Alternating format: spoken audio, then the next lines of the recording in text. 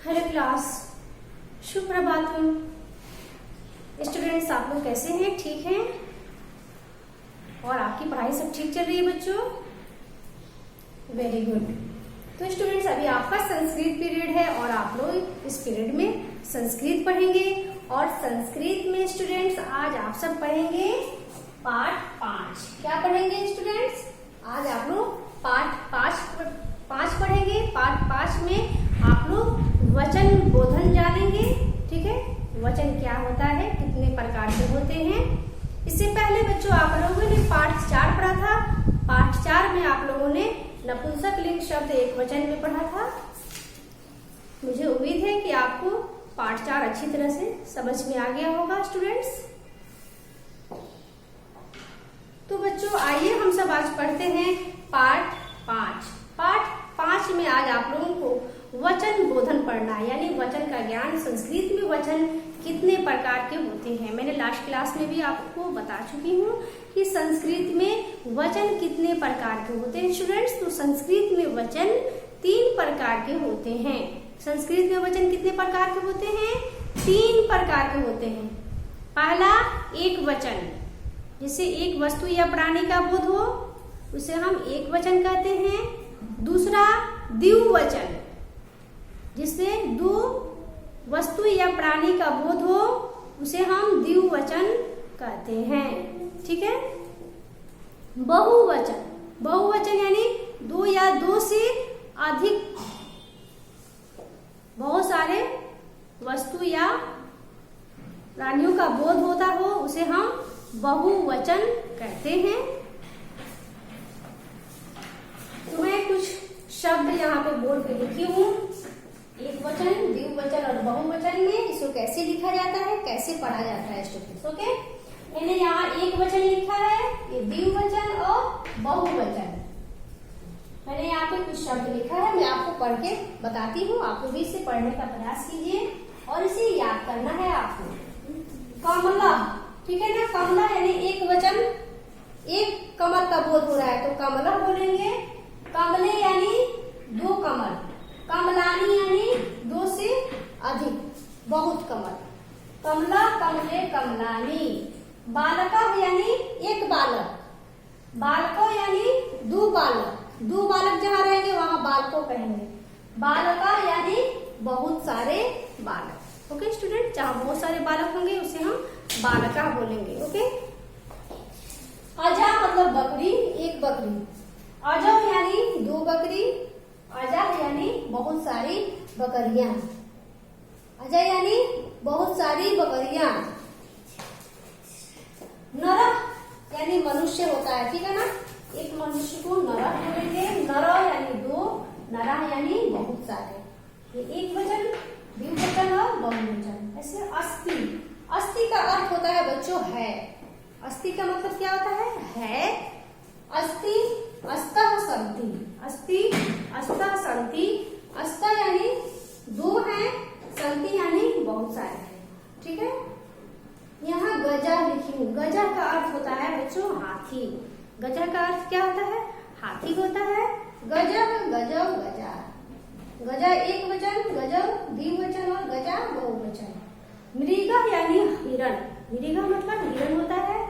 मृगा एक वचन के लिए प्रयोग होगा। 2 मृग के लिए मृगो और बहुत सारे मृग के लिए मृगा। इस तरह से स्टूडेंट्स आप लोग इसे पढ़ेंगे और इस रूप को आप लोग याद करेंगे तीनों वचन में, एक वचन, द्विवचन और बहुवचन। तो आप लोग को एक बार और मैं पढ़ के बताती हूँ, आप लोग इस तरह से इसको याद कीजिएगा।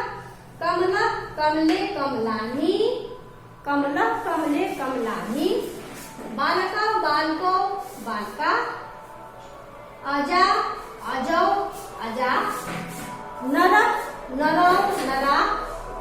अस्थि, अस्तः सन्ति। गजब, गजौ, गजा। मृगा, मृगो, मृगा। इस तरह से आप लोग और भी शब्दों को एक वचन, द्विवचन, बहुवचन बना सकते हैं। आइए मैं पाठ 5 को पढ़ती हूँ। पेज नंबर 15 में लिखा हुआ है कमला विकसति। विकसति मतलब होता है खिलता है। कमला विकसती यानी कमल खिलता है। यहाँ पे दिया है विकसती, विकसतः, विकसंती। विकसती एक के लिए प्रयोग हुआ है, विकसतः द्विवचन के लिए, और विकसंती बहुवचन के लिए प्रयोग होता है बच्चों। कमले विकसतः यानी दो कमल खिलते हैं। कमलानी विकसंती यानी बहुत से कमल खिलते हैं। दूसरा है आपका बालका अस्ति। अस्ति वहां पे आप लोग लिखेंगे, ठीक है ना। मैं अस्ति यहाँ पे लिखी हूँ, अस्ति। इस तरह से यहाँ पे आप लोग अस्ति इसको बनाएंगे। छोटी ई की मात्रा वहां लगा देंगे आप लोग। बालका अस्ति यानी लड़का है, एक लड़का है, ठीक है। बालका अस्ता यानी दो लड़के हैं। बालका संति यानी बहुत से लड़के हैं। बालको बहुवचन है, बहुवचन के साथ संति का प्रयोग होगा। अजा चरती यानी बकरी चरती है। अजाओ चरतः यानी कि दो बकरियां चलती हैं। यहाँ लड़का लिखा हुआ है, मिस प्रिंट है। यहाँ आप लोग दो बकरियां बनाएंगे, ठीक है ना, दो बकरी। अजाओ चरता दो बकरियां चलती हैं। अजा चरंती यानी कि बहुत सी बकरियां चलती हैं, ठीक है। पीछे में आप लोगों को पेज नंबर 16 में शब्दार्थ भी दिया हुआ है, इसे आप लोग याद करेंगे। बालका अस्ति, बालको, बालका चरती, विकसती, ये सब आप लोग इसे कंठस्थ करेंगे, याद करेंगे। और आपका अभ्यास कार्ड नीचे दिया हुआ है बच्चों, संस्कृत में अनुवाद कीजिए। आपको इसको संस्कृत में अनुवाद करना है। बकरियां चलती हैं, शेर दहाड़ता है, दहाड़ता का होगा गर्जती, गर्जती मतलब होता है दहाड़ता है। बालक पढ़ते हैं, दो कमल खिलते हैं, तो इसका आप लोग संस्कृत अनुवाद बनाएंगे। यहाँ पे 2 नंबर में दिया हुआ है प्रश्न 2 में, रंगीन शब्दों को शुद्ध करके वाक्य को पुनः लिखिए। रंगीन शब्दों को शुद्ध करना है और इसको फिर से लिखना है। कमला विकसंती, देखिए यहाँ कमला एक वचन है, तो विकसंती यहाँ दिया हुआ है, रॉन्ग है। कमला के साथ विकसती का प्रयोग होगा। एक वचन के साथ एक वचन की क्रिया का प्रयोग होता है। बालका अस्ति, यहाँ संति होगा, ठीक है। बालका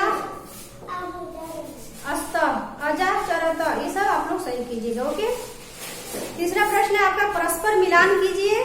यहाँ पे आपको बच्चों मिलान करना है। तो इस तरह से आप लोग पाठ 5 को पढ़िए, इसके कठिन शब्दार्थों को याद कीजिए, और ये जो मैं रूप लिखवाई हूँ इसे आपको तीनों वचन में कंठस्थ करना है बच्चों, से याद करना है। ओके स्टूडेंट्स, तो ये है आज का आपका पाठ 5। अभी आपका संस्कृत क्लास ओवर हो चुका। Bye and have a nice day.